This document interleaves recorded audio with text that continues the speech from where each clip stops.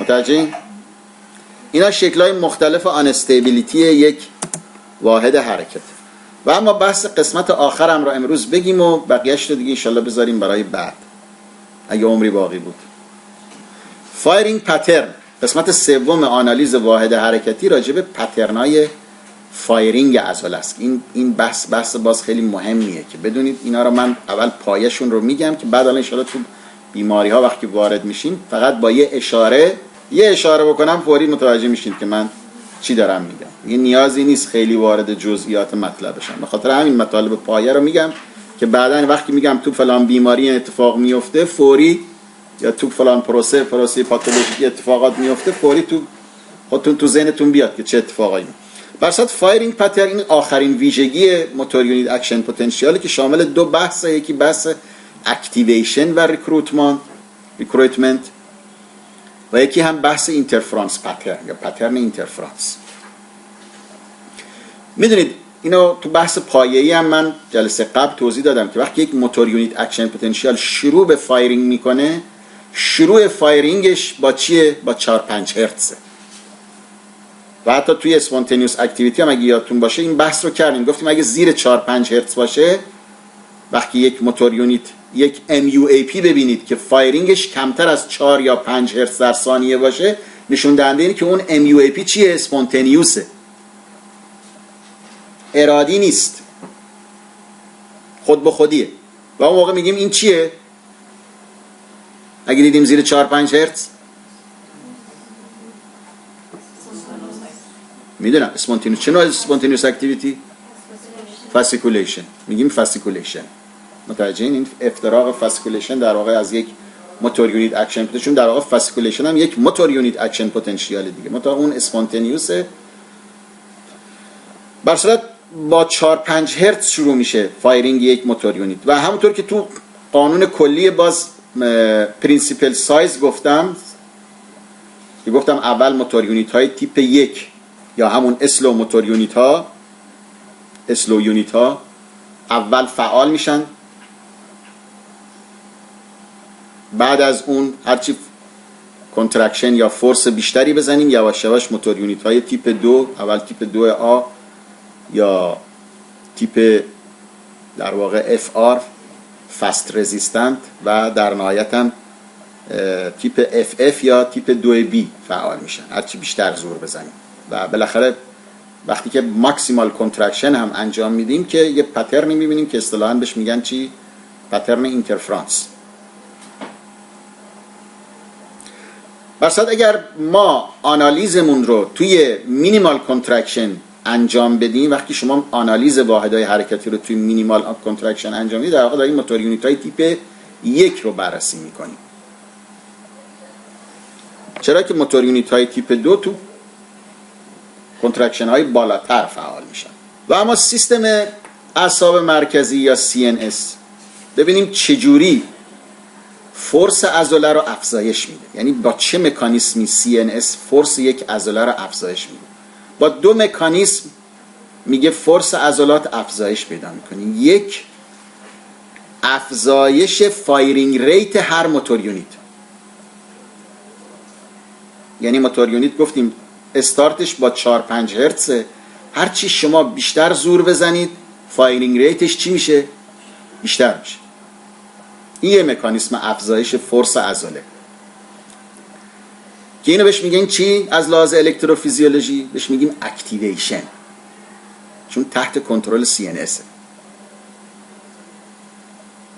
به خاطر همین هم هست که تو زایات CNS اکتیویشن چی میشه؟ مختل میشه، اکتیویشن کاهش پیدا میکنه. حالا فرق نمیکنه این زایات CNS با چه منشئی باشه، میخواد استروک باشه، چه میدونم یه زایه دیمایلینیتیو و مالتیپل اسکلروز باشه، یه زایه نخایی باشه، تروما باشه، تومور باشه، هر چی باشه، یه زایه CNS باعث اختلال در مکانیزم اکتیویشن میشه، یعنی فایرینگ ریت موتور یونیت رو میاره پایین. شما نمیتونی از یه موتور یونیت حد اکثر فایرینگ ریتش رو بخوای، نمیذاره، اجازه نمیده زایه CNS. یک. دومین مکانیزمی که CNS کنترل میکنه فورس عضلات رو با استفاده از افزایش تعداد موتور یونیت های فایرینگ کننده است.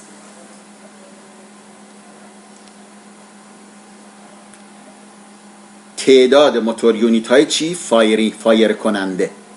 یعنی وقتی شما شروع میکنید به انقباض یک عضله، در وهله اول ممکنه اون مینیمال، اون به اصطلاح حداقل زور با یه دونه موتور یونیت شروع بشه، اما همینطور که هی زورتون رو بیشتر میکنید یواش یواش موتور یونیت های بیشتری میان توی صفحه و تعداد موتور یونیت ها رو شما هم به وضوح خودتون توی EMG اینو میبینید.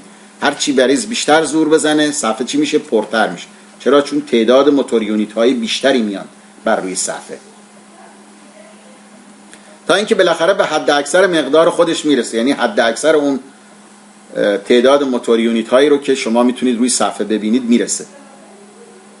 بعد از اون دیگه CNS وقتی تعداد موتور یونیت ها به حد اکثر خودش رسید، دیگه افزایش کنترکشن یا در واقع افزایش میزان کنترکشن عضله را با افزایش فایرینگ انجام میده. فایرینگ های خیلی خیلی بالا.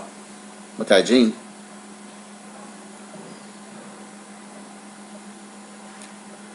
و اما این مکانیسم دوم یعنی افزایش تعداد موتور یونیت ها را اصطلاحاً بهش میگن چی؟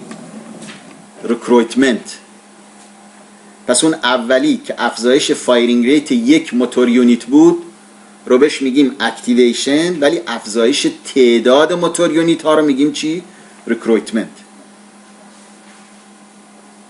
و همونطور که میدونید ریکرویتمنت هم عمدتاً توی چی کاهش پیدا میکنه؟ توی ضایعات نوروژن، تو ضایعات چی؟ نوروپاتیک، ضایعات نوروژن. به دلیلی که یه تعداد از موتور یونیت ها از بین میرن، خود به خود ریکرویتمنت کاهش پیدا میکنه، یعنی عضله تعداد موتور یونیت هاش کاهش پیدا کرده. موتور یونیت هایی که بتونن همزمان فایرینگ انجام بدن یا به شکل توالی پشت سر هم فایرینگ انجام بدن، تعدادشون کاهش پیدا میکنه. بر صورت CNS با این دو مکانیسم یعنی اکتیویشن و ریکرویتمنت باعث افزایش قدرت عضله میشه و این دو تا مکانیسم هر دو با هم عمل میکنن. اگرچه به طور عادی میگه اون چیزی که معمولا توی عضله غلبه داره افزایش تعداد موتور یونیت هاست، یعنی افزایش ریکرویتمانه. تعداد موتور یونیت ها معمولا توی کنترکشن عادی زیاد میشن. گفتم اگرچه همزمان فایرینگ هم افزایش پیدا میکنه. حالا میگم یه قانونی دارن اینا با هم و یه تناسبی با هم دارن. میدونید تناسبشون رو حالا خودتون حتما خوندید، تناسب 5:1، قانون 5:1 که ریکرویتمنت ریشیو بهش میگیم، در واقع از اینجا اومده. یه تناسبی با هم دارن اینا.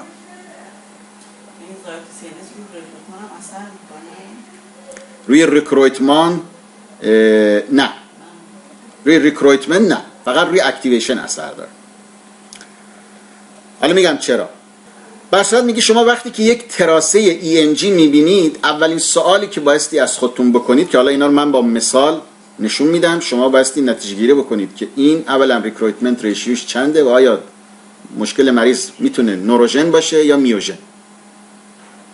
یعنی شما وقتی دارید آنالیز انجام میدید توی اتاق EMG، یکی از روش هایی که میتونید مشخص کنید در واقع ضایعه نوروژن یا میوژن همین استفاده از فنومن ریکرویتمنته که شما یه مینیمال کنترکشن از مریض میگیری، رو صفحه فیکس میکنی و بعد واحدهای حرکتیش رو، اگرچه کار وقتگیریه ولی این یکی از ساده ترین راه هاست برای شما که بتونید مشخص کنید ضایعه نوروژن یا میوژن.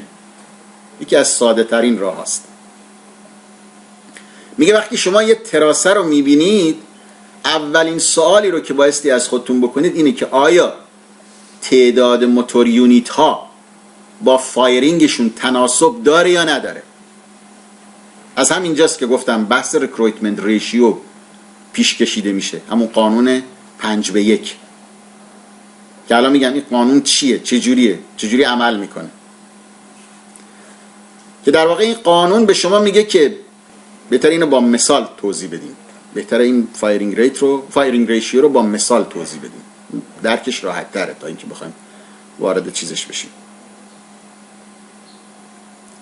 یعنی چجوری محاسبهش میکنیم و اینکه چجوری نتیجه گیری میکنیم که یک زایه نوروژنه یا یک زایه در واقع میوژن.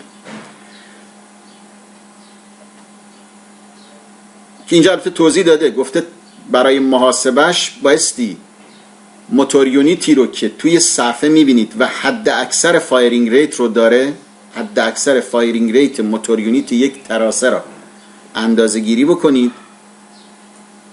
یعنی اون تراسه رو که شما رو صفحه نگه داشتید، اون موتور یونیتی رو باید توش مشخص بکنید که حد اکثر فایرینگ رو توش داره و بعد تعداد موتور یونیت های اون صفحه را هم مشخص کنید چند تاست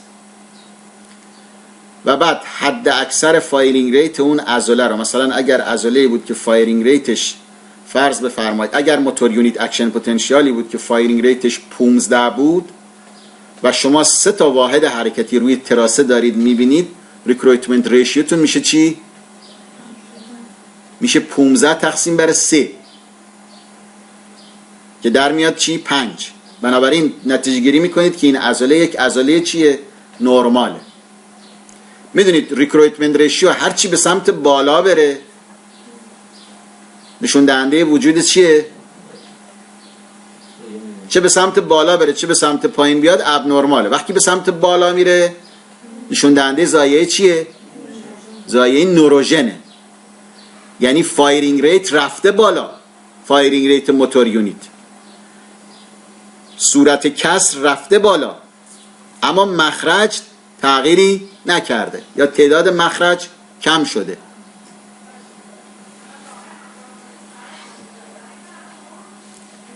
متوجهین؟ یعنی مثلا فرض کن اگر ریکرویتمنت ریشیو رو اندازه گیری کردید دیدید ریکرویتمنت ریشیو یه تراسه شد 8، یعنی چی؟ یعنی این یه زایه نوروژنه و برعکس هرچی از 5 بیاد پایین تر نشون دهنده اینه که تعداد زیادی موتور یونیت اکشن پتانسیال همزمان فایرینگ کردن. همون چیزی که ما در واقع توی زایات میوژن میبینیم دیگه، توی میوپاتی ها میبینیم که میگیم ارلی ریکرویتمنت داریم. یعنی چی؟ یعنی همین دیگه، یعنی تعداد واحد حرکتی زیادی همزمان با هم شروع به فایرینگ کردن، با هم، بدون اینکه این قانون رو رعایت کنن که 5 به 1 بیان جلو. که اینجا در واقع تو این جدول به شکل شماتیک توضیح دادم من، یا تو این جدول به شکل شماتیک توضیح داده شده که میبینید ما 4 نوع واحد حرکتی تو این مثال داریم. خواستیم نورمال ریکرویتمنت رو به شما نشون بدیم که نورمال ریکرویتمنت به چه شکله. اینجا 4 واحد حرکتی داریم: واحد حرکتی A، واحد حرکتی B، موتور یونیت اکشن پتانسیال B، موتور یونیت اکشن پتانسیال C و D. 4 تا واحد حرکتی. با شروع کنترکشن موتور یونیت اکشن پتانسیال که گفتیم شروع چیه؟ استارت با 4 تا 5 هرتز. شروع به چی کرده؟ فایرینگ کرده. ولی موتور یونیت های شماره B و C و D هیچ کدوم فایرینگی انجام ندادن. یواش یواش بیمار فورس یا فرد فورسشو که افزایش بده، یعنی کنترکشن بیشتری انجام بده، فایرینگ این موتور یونیت A افزایش پیدا کرده، رسیده به 10. وقتی به 10 میرسه موتور یونیت B با استارت خودش که همون 5 هرتز شروع به چی میکنه؟ به فایرینگ میکنه. دومین موتور یونیت به کار میاد. متوجه این؟ ولی موتور یونیت C و D هنوز رو صفحه ظاهر نشدن. مریض اگه کنترکشن بیشتری باز انجام بده، یعنی فایرینگ ریت این A رو به 15 هرتز برسونه، یواش یواش فایرینگ ریت موتور یونیت B به 10 هرتز اونم افزایش پیدا میکنه و موتور یونیت C هم شروع میکنه به ظاهر شدن با استارت خودش که 5 هرتز. و همینطور یواش یواش اگه افزایش پیدا کنه موتور یونیت A به 20، B به 15، C به 10 و D به 5، یعنی D هم شروع میکنه به استارت کردن. این حالت فیزیولوژیک ریکرویتمانه. متوجه این؟ و این قانون 5-1 از اینجا اومده، از این حالت اومده در واقع. این به طور طبیعی البته این شکلایی که حالا ما یا این صحبتایی که ما میکنیم راجع به فیزیولوژی موتور یونیت و ترکیب ریکرویتمان تو اینا یه چیزای خیلی ساده شده برای فهم مطلبه، ولی گاهی اوقات به این شکل نیست. مثلا شما فرض کنید وقتی که میخوایم یه دفعه بدویم، متوجهین؟ استارت مثلا اون کسی که میخواد 200 متر انجام بده، از همون اول تمام این موتور یونیت ها رو به کار میگیره. متوجه این بحث برای در واقع فهم مطلبه و اینکه این قانون 5-1 از کجا اومده و در واقع پترن عضله نرمال چه جوریه و چه اتفاقی توی زایه نوروژن میفته، چه اتفاقی توی زایه میوژن میفته. ولی به این سادگی ها هم که حالا اینجا ما توضیح دادیم نیست.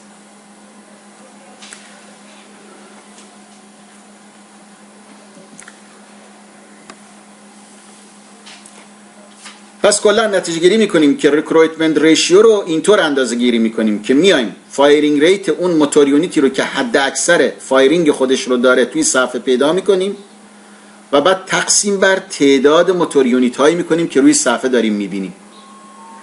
مثلا اگر موتور یونیتتون داره فایرینگ 10 انجام میده و 2 تا موتور یونیت همزمان دارن با هم فعالیت میکنن، ریکرویتمنت ریشیوتون چیه؟ چنده؟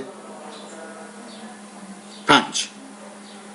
اگر موتور یونیتتون 10 اون حد اکثر فایرینگش 10 باشه و همزمان 3 تا موتور یونیت روی صفحه ببینید، یعنی ریکرویتمنت ریشیوتون چنده؟ 3 خورده ای میشه.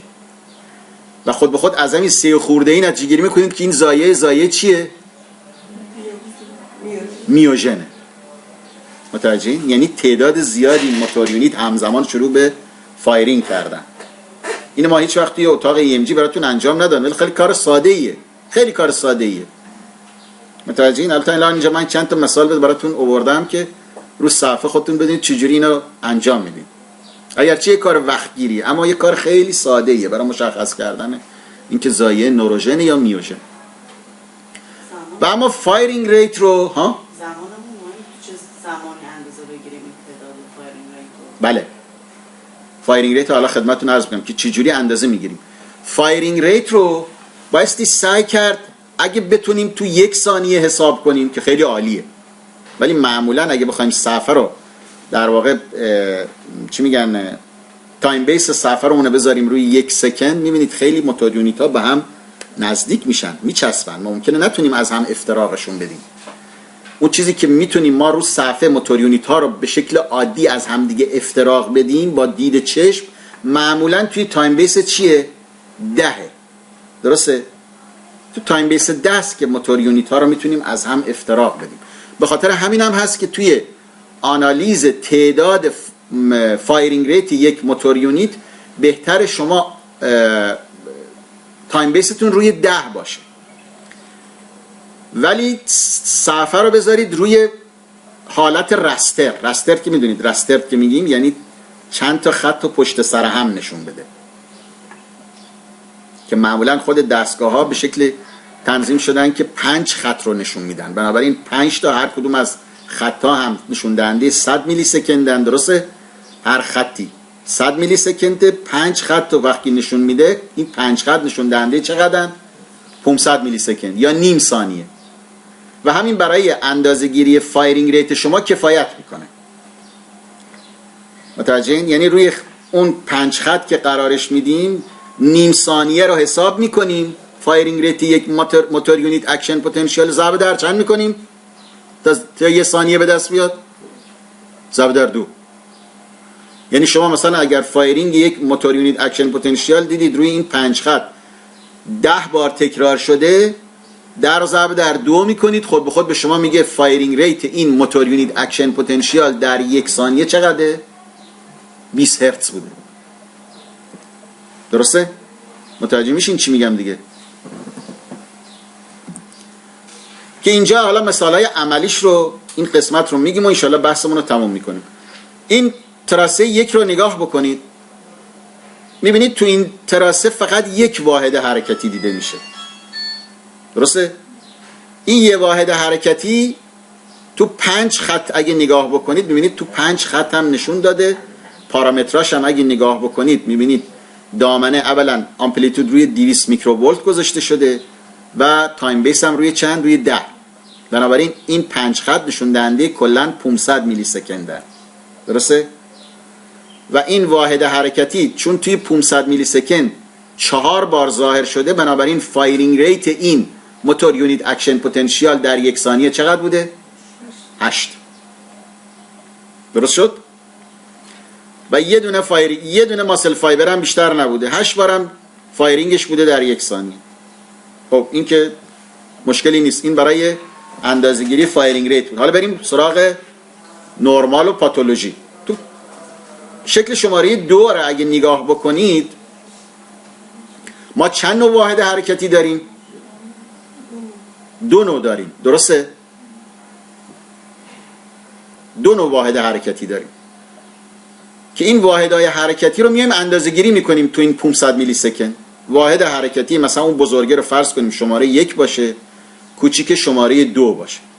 بزرگه رو اگه اندازه بگیریم چند بار تکرار شده؟ 6 بار. 6 بار. اون یکی مشخص نیست، چون مشخص نیست جز محاسبه نیاریدش.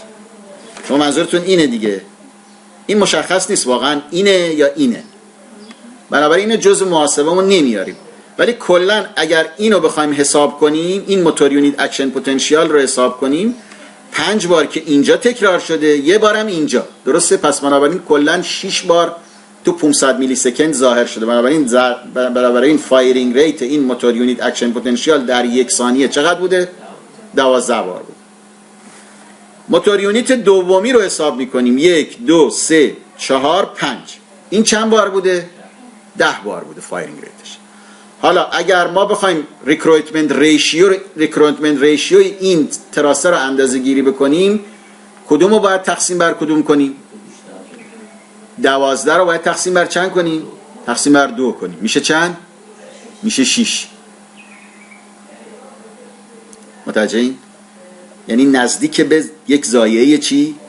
نوروژن داره میره بالا. فایرینگ ریت افزایش پیدا کرد نسبت به تعداد موتور یونیت ها. متوجهین؟ حالا باز یه تراسه دیگه، شماره 3 رو نگاه کنید. اینجا دیگه ما عدد گذاشتیم، اومدیم موتور یونیت اکشن پتانسیال های مختلف رو با عدد نشون دادیم. باز همون 500 میلی سکند موتور یونیت شماره 1، شماره 2 و شماره 3 تاست تو این تراسه. کلا شماره 1 رو اگه حساب کنید میبینید 1 2 3 4 5 6. باز چنده؟ 12. فرکانسش 12 هرتزه. شماره 2 اگه حساب کنید چنده؟ 10.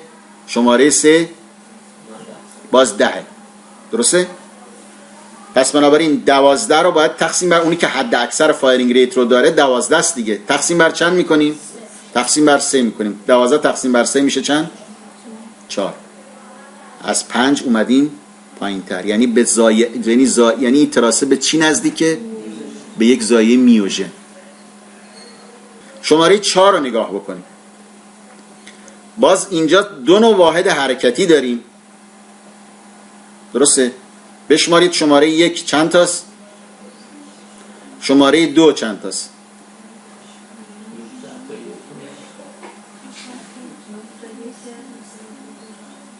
نو ضرب در 2 میشه 18. 2 چنده؟ 2 20 است. 1 2 3 4 5 6 7 8 9 10. بله 20 است. پس بنابراین 20 رو باید تقسیم بر چند کنیم؟ تقسیم بر 2 کنیم. میشه چند؟ 10. یعنی چی؟ یعنی این زایعه یا این تراسه به یک زایعه نوروژن میخوره. متوجهین؟ این محاسبه و نحوه محاسبه ریکروتمنت ریشیو درسته یک کار وقتگیره، ولی اگه چشمتون عادت بکنه، چون میدونید همه چی به تمرین و عادته، اگه عادت بکنه چشمتون، خیلی سریع میتونید نتیجه گیری بکنید. خیلی سریع. البته من خودم چون تجربه‌ام خیلی خیلی زیاد شده دیگه از این روش‌ها استفاده نمی‌کنم، ولی برای کسی که میخواد تازه یاد بگیره این روش خیلی روش ساده و دقیق و نسبتاً دقیقیه. باز اینجا 2 تا مثال دیگه هم آوردیم برای اینکه چشتون عادت کنه. متأ اینا هی باید تمرین کنه آدم رو صفحه تا چشش عادت کنه. اینجا باز تو شکل شماره 5 ما 2 نوع واحد حرکتی داریم، 1 و 2. حالا 1 رو بشمارید تعدادش چند تاست؟ البته یه همون مثاله، به معذرت میخوام، مثل یه همون مثاله. آره این مثل من 2 بار آوردمش، حواسم نبود. شماره 6. شماره 6 رو باز ما اینجا به چشم شما 1 نوع، اما به چشم من 2 نوعه. یعنی این واحد حرکتی رو وقتی که میبینید، ببینید اینو اگه دقت کنید میبینید تو تراسه های دیگه هم تکرار شده، مثل اینجا اینجا متوجهید؟ مرتبا همون شکل دوباره رو صفحه ظاهر شده. بنابراین این آرتیفکت نیست، این یک موتور یونیت اکشن پتانسیاله، دامنش خیلی خیلی کم. بنابراین روی این تراسه ما داریم دو نوع واحد حرکتی میبینیم در واقع. شماره یک چند تا بود؟ 1 2 3 4 5 6 7 8 9 10 11 میشه 22. و اون یکی کوچیکه چند تاست؟ 10 تاست. پس بنابراین 22 رو تقسیم بر 2 میکنیم، میشه چند؟ میشه 11 تا. یعنی خیلی زایه، خیلی این به اصطلاح ریکروتمنت ریشیو به شما میگه که یک زایه نوروژن. البته این تراسه از یه مریضیه که مبتلا به پلیمیوزیته. حالا چرا این اتفاق افتاده؟ میخوام بگم که همیشه ریکروتمنت ریشیو دقیق نیست.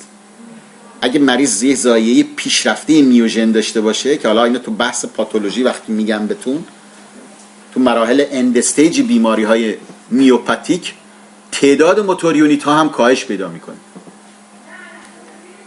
یعنی تعداد از موتور یونیت ها تو پروسه های مزمن میوپاتیک مثلا پلیمیوزیت یا درماتومیوزیت یا توی دیستروفی های عضلانی، یه تعداد از موتور یونیت ها اصلا از بین میرن.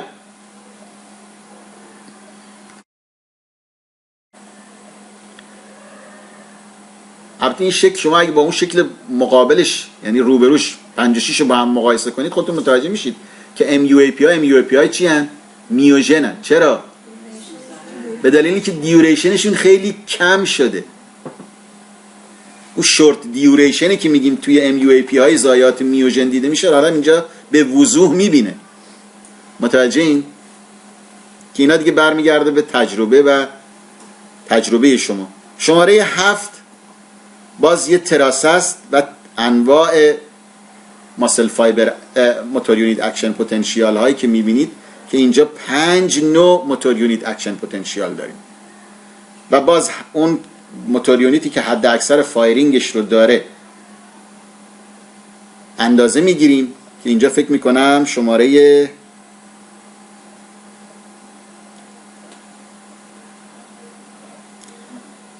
1 2 3 4 5 1 2 1 2 3 4 شماره 3 1 2 3 4 آره همون یکه که 10 تاست تقریبا فایرینگش، درسته؟ و اگر 10 رو تقسیم بر 5 بکنیم میشه چند؟ 2. بنابراین یک زایه کاملا میوژن. و بالاخره شماره 8 رو که به عنوان آخرین تراسه گذاشتیم، در واقع یک باز تراسه است که باز هر کاری کردیم مریض ازش خواستیم یه زور خیلی خیلی کوچیک بزنه برای ثبت در واقع موتور یونیت اکشن پتانسیالش، نتونستیم وادارش کنیم این زور کم بزنه و همون زور کوچیکی هم که میزنه یه دفعه تعداد زیادی واحد حرکتی میاد رو صفحه و توی این تراسه واقعا خیلی سخته جدا کردنه موتور یونیت اکشن پتانسیال ها از هم دیگه. متوجه این؟ این هم به عنوان یه مثالی که گاهی اوقات ممکنه شما نیاز باشه مجددا مریض رو وادار کنید زور بزنه، یا اینکه بر صورت این هم یه نمونه از. و اما ابنورمالیتی ها رو انشالله میذاریم برای یه جلسه بعد.